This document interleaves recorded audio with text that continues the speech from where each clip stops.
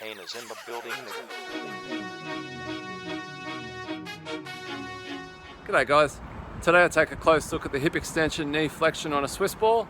Let's have a look and see how it's done.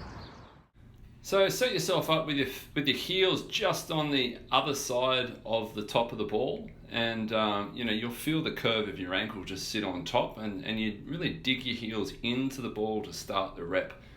Alright, so the hip extension and knee flexion is done with the hip moving first. Alright, so we're not just pulling the ball in and leaving the hips where they are. The hips come up. Alright, we're pulling and squeezing down using hamstring and both glute. Keep your feet as parallel as possible, and you'll notice my hand position. It's kind of like a beginner position there, nice and wide. I'm creating stability and strength for myself with that hand position.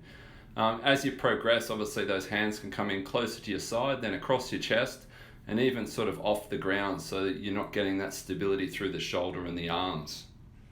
If you're having trouble getting the hip up first without using a swing of momentum, I've got a series on hip extension, a video series on hip extension, which will help you strengthen that up so that you can manage that better. Thanks guys.